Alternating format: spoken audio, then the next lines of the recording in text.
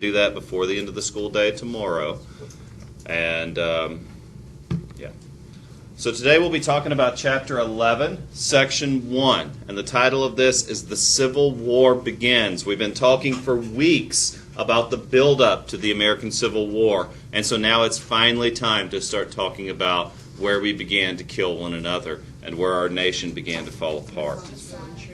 So it, of course, began with secession, meaning the formal withdrawal of a state from the Union. And this caused the North, meaning the northern part of the United States, to take arms against the South, meaning the southern, formerly southern part of the United States. Now we're going to call it the Confederate States of America for the next few days. The first instance of violent confrontation that we need to talk about is Fort Sumter. Now, someday you need to take a vacation to Charleston if you've never been. It's beautiful, it's a relaxing, resort-style town, but it's also a very old city. It was one of the very first port cities in the southern United States, and the most important port city in the South in the time of the Civil War. Now, as South Carolina seceded from the Union, Confederate soldiers were taking over government offices and military institutions all throughout the southern United States. And meanwhile, those loyal to the Union were withdrawing from their post peacefully and returning to the northern part of what we'll just call the Union for now. Because the United States is broken. And there was a bit of a lull, a time period between secession and the breakout of war, where all of this was occurring peacefully, where people loyal to the Union were leaving their homes in the South and going to enlist or going to live in the North. And again, there was a peaceful time where those loyal to the South, if they resided in northern states, for example, Maryland was a slave state, yet fought for the Union. Missouri was a slave state, yet fought for the Union. Kentucky was a border state. And so within each of these states, along with several others, people were divided in their loyalties. And so they would either go to enlist in the North or go to enlist in the South. Yet Fort Sumter was a bit of a tricky situation. If you ever go there, and you should, you go right along Battery Harbor, these beautiful old southern homes with these old historic cannons pointed at the harbor to defend the city in case of an invasion. But they're also pointed at Fort Sumter, which you can see from the harbor. Now, Fort Sumter was a bit of a sticky situation because you see, if you go to Battery Harbor, it's off the coast. It's an island, this fort is. And it was designed to defend the harbor in case of invasion. Well, soldiers were stationed there at this post. And meanwhile, all soldiers throughout the South, loyal to the Union, were leaving their post with permission and withdrawing to the Union. But this island was a bit different, because to leave their post, they would have to get on a boat and go to the Confederacy, meaning South Carolina. That could technically be called an invasion, an act of aggression. But also, since they stayed, the Confederates demanded the surrender of this fort, which is technically part of South Carolina. And so now we have a bit of a standoff. So President Lincoln has a dilemma. Does he order these soldiers to fire on South Carolina, making him responsible for the Civil War? Does he reinforce the fort because South Carolina has now declared it under siege? So if he sends munitions and supplies, that could be seen as an act of war. Instead, he decides a sneak play. He sends medical supplies under the flag of the Red Cross, the international symbol of aid, peaceful aid. So, of course, evacuating the fort would allow the Confederates to claim a first victory without even having to fire. And so the first shots of the war were at Fort Sumter. Lincoln decided not to evacuate the fort, not to reinforce it and defend it against Southern troops, but he just decided to send food under the flag of the Red Cross, meaning under the International Peaceful Aid. You can't fire on an aid ship. You can't attack aid workers. That would be seen as deplorable. But yet the South couldn't take no action because with Lincoln sending supplies, this fort could hold out for months. And this is going to grow rather embarrassing for the South.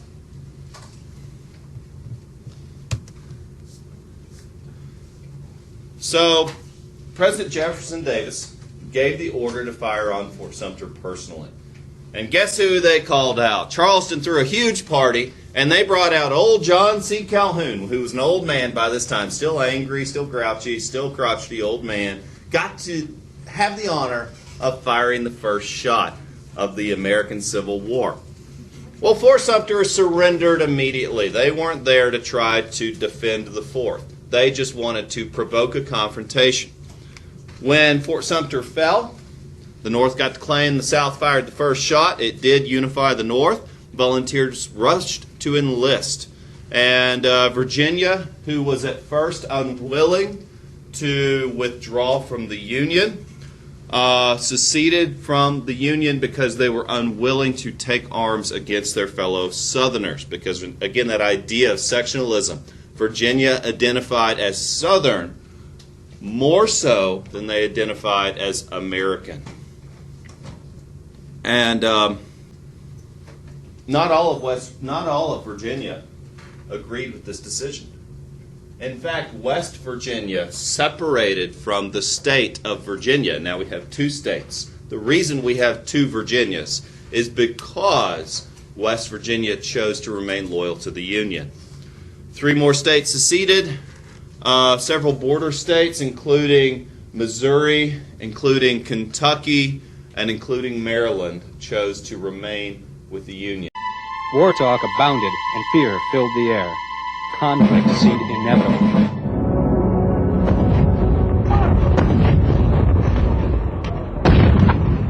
On April 12, 1861, the Southern rebels fired on a federal outpost called Fort Sumter, located in Charleston Harbor, South Carolina. And with that, the dogs of war had been unleashed.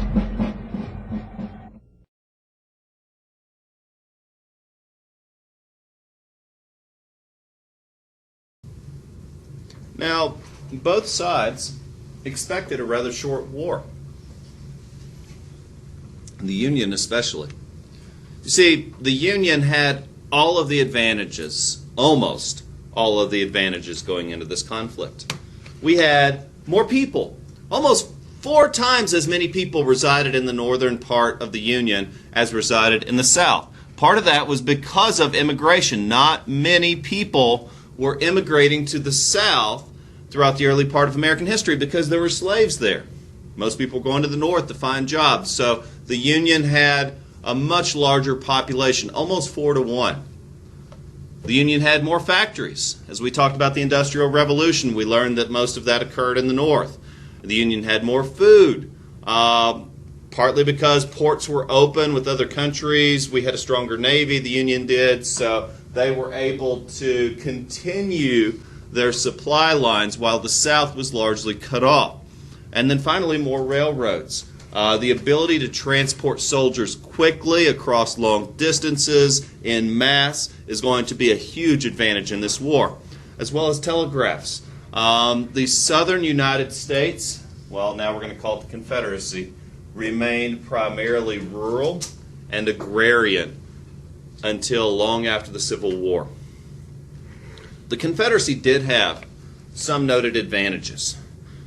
They had the cheapest cotton on the planet, providing an excellent source of revenue to raise funds for their armies.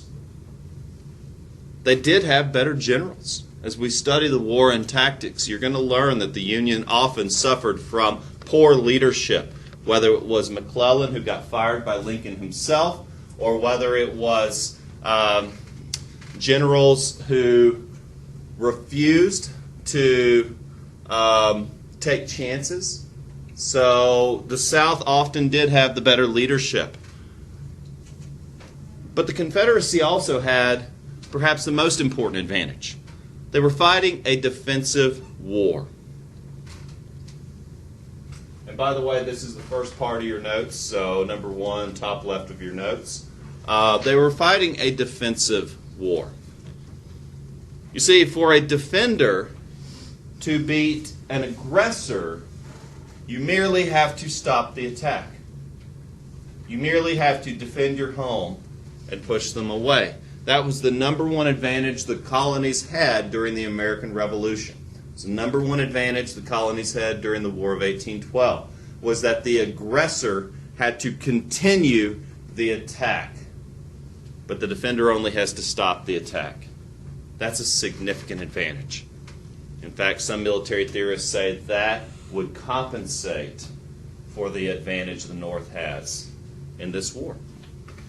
You see, in fighting a defensive engagement, the defender often has the advantage, especially if you think of traditional warfare. An army behind an entrenched position typically has a 3-to-1 advantage against the aggressor. There are stories of small groups of defenders fighting off tens of thousands behind fortified positions. But the North had a plan. It was called the Anaconda Plan. It had 3 parts, and they're very important. Number 1, the North must blockade all southern ports. This would cut off the advantage of cotton profits. They must besiege the entire South by cutting their supply lines. Secondly, the Union would have to invade through the heart of the Confederacy, dividing the Confederacy in 2 along the Mississippi River. This would cut off their supply lines from many of the food-producing areas of the South in the western part of the Confederacy. And then finally, like a snake, they must strike at the capital and must burn Richmond to the ground. This was the 3-part plan in the Civil War, and this would be accomplished at the cost of many lives.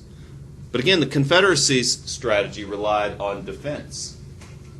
Fighting behind fortifications provides an obvious advantage, but also fighting a defensive war provides a huge advantage. We would all defend our homes without question, without hesitation. However, we might think twice of invading somewhere else. And so in regards to motivation, fighting a defensive war proved to be a significant advantage for the Confederacy. However, the Confederate strategy also relied on the possibility of invasion. So this reminds me of an old war fought between the Scottish and the British, led by a man named William Wallace, if you've ever seen the movie Braveheart. See, Wallace was able to successfully repel a British invasion. His hope was that by invading Lower England, which began with the sack of York, he could convince the British that not only could the Scottish defend their homelands, but they could also strike a decisive blow into the heart of England. And that was the South's master stroke. They wanted to demonstrate that not only could they defend the South, but they could also strike at the North if necessary. And we'll see that happen throughout this war as well.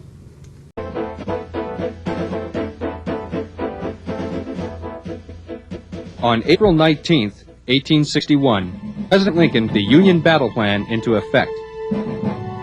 The plan, known as the Anaconda Plan, would cut the South off from itself and eventually put a stranglehold on the Confederate Empire. This plan consisted of 3 main parts.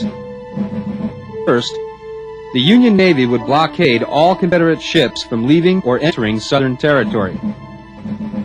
Second, the Union troops would attempt to infiltrate and dominate the Mississippi River, thus cutting the Confederate Empire in half. Third, Lincoln also targeted the capture of Richmond, Virginia, the Confederate capital.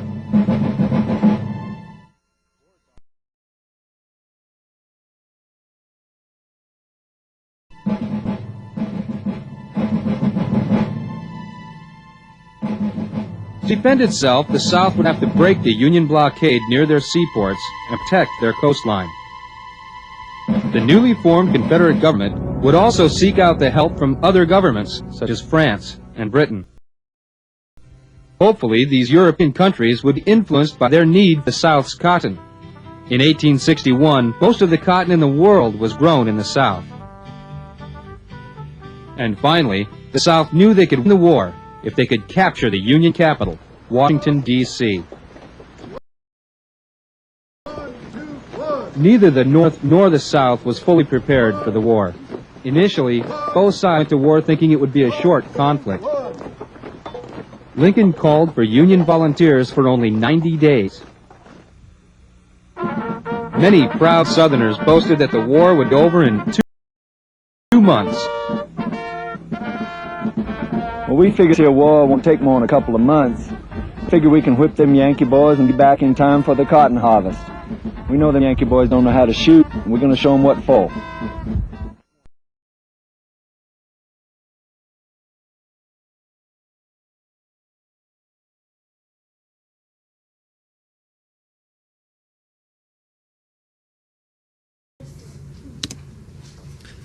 Now, the first real battle in this war occurred just 30 miles from Washington, D.C., at Bull Run.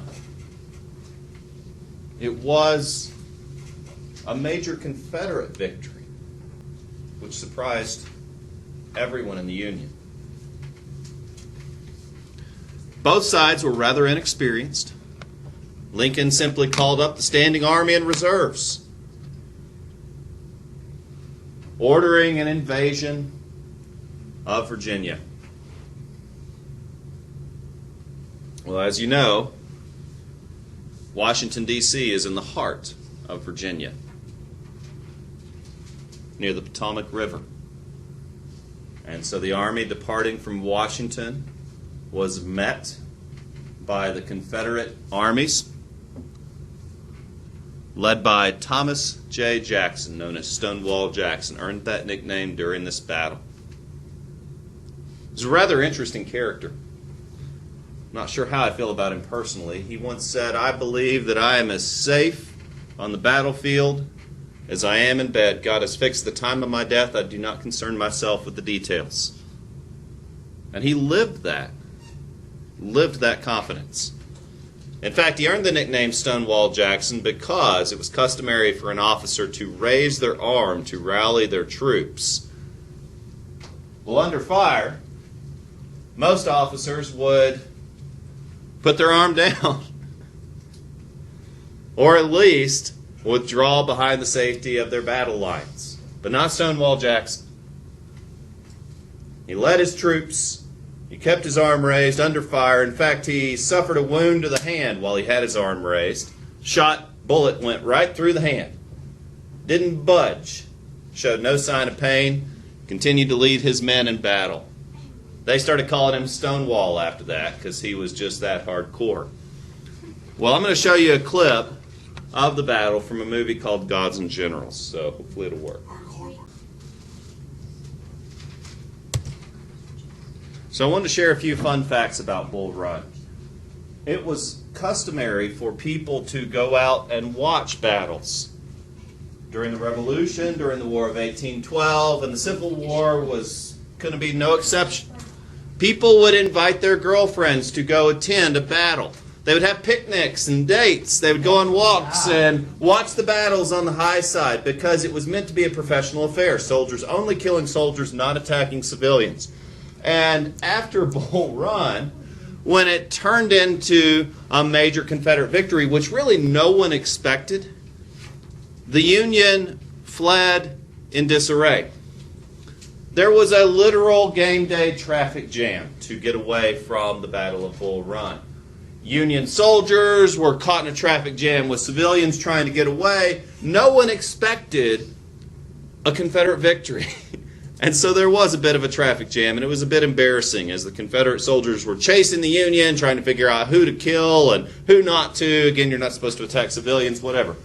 After Bull Run, Lincoln issued a call for the Grand Army of the Republic. That's where Star Wars got the name, by the way. The Grand Army of the Republic is what he called it. 1 million volunteers would be required to put down this uprising. President Lincoln appointed General George McClellan to lead this army that would be called the Army of the Potomac, after the river that flows by Washington, D.C. So meanwhile, McClellan would be charged with fighting the major campaign in the heart of the Confederacy in Virginia, while General Ulysses S. Grant was given the charge of dividing the Confederacy in two by invading along the Mississippi River. Well, not too far from the Mississippi River is the capital of Tennessee, Nashville, Tennessee. Capturing Nashville was key to the Union strategy.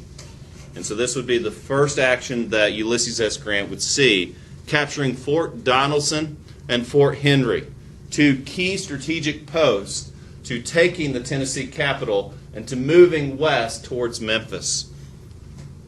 Now, Grant managed to capture both forts, and at Fort Donelson, Nathan Bedford Forrest was stationed there, the famous Confederate general who waged a guerrilla war against the Union. And surrounded by Union forces, Nathan Bedford Forrest and his armies cut their way out of the battle and fought the rest of the war in a subversive manner through hit-and-run tactics. After the victory in Nashville, Grant continued to move south and west towards the Mississippi River. In the southwestern part of Tennessee lies a town called Shiloh. And in March of 1862, the Confederate soldiers stationed there launched a surprise attack at the Union troops at Shiloh. In almost every engagement, the Confederate armies were outnumbered by the Union. But through decisive tactics and clever maneuvers, such as an ambush here, the Confederacy was able to prolong this engagement. Now, this battle lasted about 3 days. And in the first day of the conflict, the Confederacy had the advantage. They had caught the Union off guard. But the Union had so many soldiers. They always outnumbered the Confederacy almost 2-1. And the Confederates were forced to retreat. And this would be the first major engagement of the war where we began to see tens of thousands of people die in a single day. Nothing like that had ever been seen in the history of warfare. No wars had ever been fought on this scale where tens of thousands of people could die in a single day. We'll talk about what made that possible later. But Shiloh was a Union victory because the Confederates are forced to withdraw from this engagement and retreat, leaving the Mississippi River vulnerable to Union attack. Meanwhile, another part of the strategy was going upriver, and this was put into the hands of Admiral David Farragut, who commanded a fleet who was to go upriver starting at Baton Rouge, Louisiana, in the Gulf Coast, and taking port city by port city as they made their way up the river until they completely cut off the South supply lines. The Navy was to blockade the southeast along the coast, and Admiral Farragut was to blockade by sea and then by river.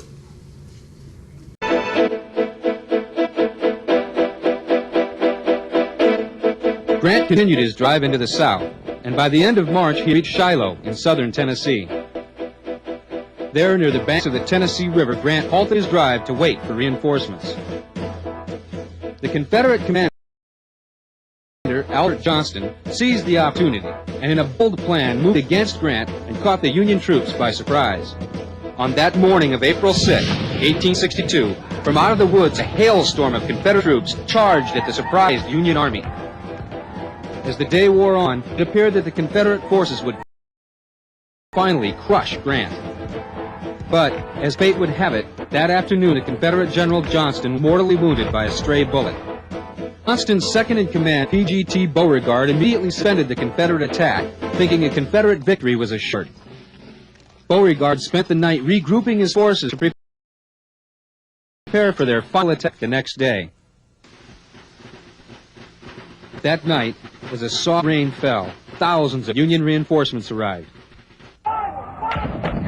Next morning, Grant unleashed a brutal counterattack. Grant's ground troops, along with a constant barrage of artillery from Union gunboats, proved too much for the Confederates. Soon, the Confederates were overwhelmed and forced to retreat to Corinth. The price in human pain and death was staggering on both sides. 13,000 Union troops were either wounded, missing, or dead, and another 10,000 Confederates suffered casualties.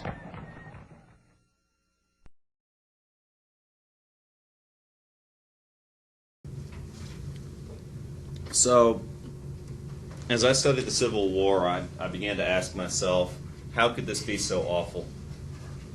How could it be that we suffered so heavily? How can tens of thousands of people die in a single day? Because just wait till we get to Antietam and Gettysburg. It's staggering to think of the death and destruction that was wrought during this war. Well, perhaps the simplest answer is new technologies. We came up with better ways to kill one another by the time the Civil War began. One of these new technologies was ironclad warships. See, wooden warships had been the standard ever since the 1500s. But yet, by the mid-1800s, the Union had developed an ironclad technology. Ships that could be impervious to cannon fire, bulletproof, cannon-proof, unsinkable even. And the first of these iron ships was called the Merrimac, developed by the Union in secret. Well, espionage was an important part of warfare, both ancient and modern. The South stole this ship, the Merrimac, and made it their own. And they began to go around and use it to break blockades and attack Union blockade warships all up and down the coast. But the Union improved on their technology and developed a ship known as the Monitor. Not only was it ironclad, but it had a rotating turret with multiple cannons coming out of the turret that could fire and withdraw. An improvement on the old Monitor with fixed cannon emplacements, meaning it had to be turned at a broadside to fire at a particular target. So advancements in technology during war are very important. Now, these ironclad ships eventually fought one another in the famous duel of the Monitor and the Merrimac. Though it was not incredibly significant in the outcome of the war, it did represent a significant advancement in technology.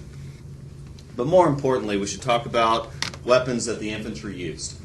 We talked about smooth-bore muskets and how ineffective they were in combat and how soldiers had to line up in rows and take turns shooting at one another because these weapons were so inaccurate until the development of the rifle. The rifle, meaning it fired bullets at a spiral, was far more deadly, far more accurate, and could even be loaded much faster. And by the end of the war, the Union soldiers were equipped with standard issue Henry's repeating rifles with a lever action, meaning they could shoot 7 times without having to reload. Most Confederate troops were still using smooth-bore muskets even in the later years of the war, unless they could steal them off of Union soldiers. So an advancement in technology meant that Union soldiers had a more accurate weapon and could fire 7 times for every Confederate shot. You can imagine how much of an advantage that would be. Also, we began to see the use of hand grenades in this war for the first time. Primitive machine guns called the Gatling gun. We even began to see the use of landmines in this war. And so by the end of the war, we will see examples of trench warfare, a terrible style of warfare we'll talk about soon. So here's an old painting of the Monitor and the Merrimack. Again, these are the famous two ironclad warships. Here is the Union's improvement.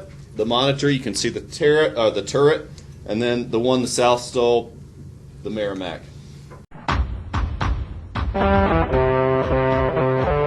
With no navy, the Confederate government immediately set out purchasing ships from Europe and converted them for war service. In 1862, a sunken Federal ship called the Merrimack had been raised and rebuilt with 3-inch iron plating. The rebels christened her the CSS Virginia. During her first attack, the Virginia burned one Union ship, sank another, and drove a third aground. The Northern Navy had their own ironclad ship, the Monitor, and was prepared to surprise the Virginia with their revolutionary naval design. For about 3 terrible hours, the Monitor and the Virginia paddled near Hampton Roads, Virginia. Their shot, shell, canister, musket, and rifle balls flew about, striking the other with little damage. Neither vessel emerged as a clear victor, but completely changed warfare on the water. This battle led the Union to invest heavily in the construction of more ironclad ships. With limited resources, the South's engineers and commanders devised novel methods in fighting the offensive forces of the Union naval blockade. Their strategies included attacking northern merchant vessels on the high seas, blockade running, loading torpedoes and mines, as well as propelling clumsy submarines and semi-submersibles under the seas.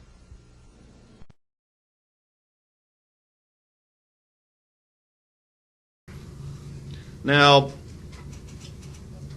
a key part of this war strategy relied on the North's ability to capture the southern capital of Richmond.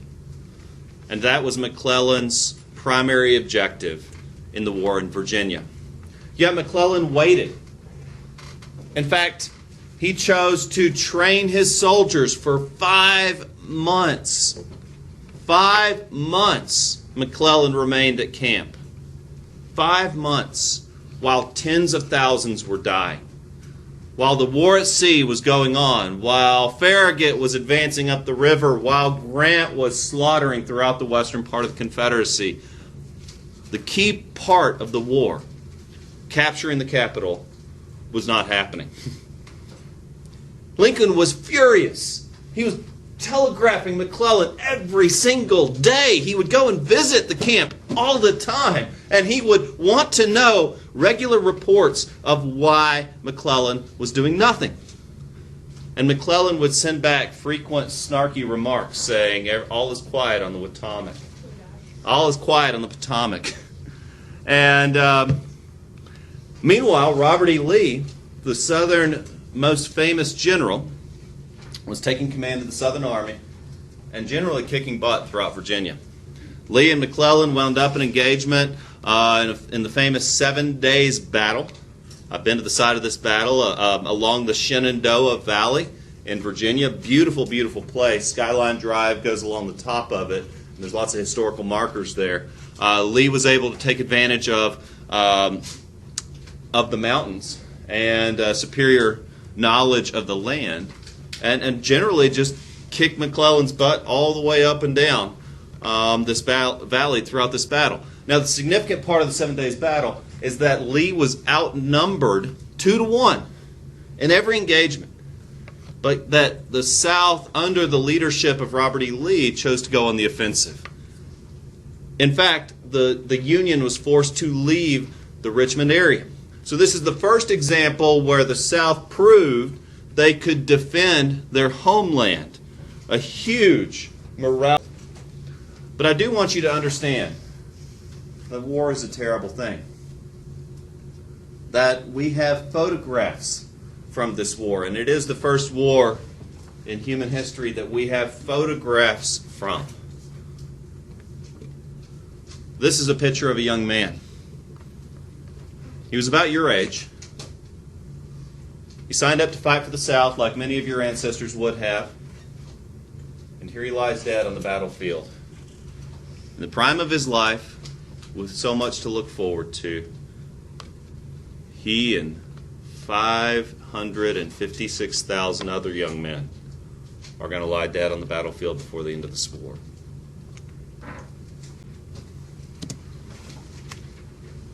now I have the displeasure to tell you about the bloodiest single day in American history. It wasn't Pearl Harbor. It wasn't 9/11. It wasn't some big bloody battle in World War II. It was outside of Maryland at a place called Antietam Creek. The 7 Days Battle is interesting to study because you do see a brilliance in tactics and maneuvers. And if you like military history, that's a neat one to look at. But following the 7 Days Battle, where the Union was forced to withdraw from Richmond, Lee decided to go into the offensive and to attempt an invasion. And McClellan's forces met with the South and clashed at this creek. And at the end of the day, 26,000 men would lie dead. 26,000 men would lie dead at the end of this day. No other day has been more deadly in the history of our country than the day at Antietam. It was generally a standoff. Confederates tried to force their way across this creek. The Union gave no ground, and bodies piled up around the creek and the bridge. And beaten and bloody. The South, with half as many men as the North, the South had roughly 60,000 in this engagement, the North over 120,000. The South were forced to withdraw and call off the first attempted invasion of the North. McClellan perhaps could have rallied his troops, could have ordered his men to leave the dead and wounded, and could have picked up and chased the bloodied Southern Army. But he chose instead to remain at camp, to bury the dead, to tend to the wounded, to give his men a break. Because a battle on this scale had never been fought before, not only in our country's history, but arguably in the history of warfare. It is exhausting. I don't know if you've ever been in a fight. It doesn't take long to wear yourself out.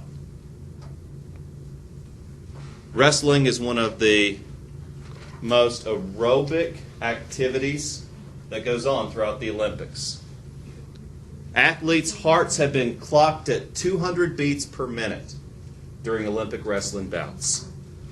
And if you can imagine fighting for your life in a battle that went an entire day, McClellan perhaps made the compassionate decision. But Lincoln didn't see it that way. You see, had McClellan chose to pursue the Confederate Army, men might have died under orders of forced march after a war that exhausting. People would have died. McClellan perhaps saved lives by allowing his men to rest. But Lincoln never forgave him, because perhaps had McClellan ignored the pleas of his men and pushed his army, he could have ended the war. And what if the war had ended here at Antietam? There would have been no Gettysburg. There would have been no Petersburg. There would have been no... Perhaps 200,000 lives could have been saved. Perhaps. It's one of those what ifs. And so Lincoln actually fired his top general here because of this decision. And so here is actually a photograph of Lincoln meeting McClellan at Antietam. I wish they'd had microphones back then. I'd just love to hear what Lincoln had to say to him. You know, where McClellan said, "Do you realize we just fought the most hardcore battle in perhaps the history of warfare? My men are exhausted. Some are dying on the battlefield." And you have to just imagine how hardcore. Daniel Day-Lewis played Lincoln better than anybody I've ever seen. And Lincoln was not having it. He personally led this war. I mean, he might be our greatest president ever, but you have to understand how much of a toll that took on him.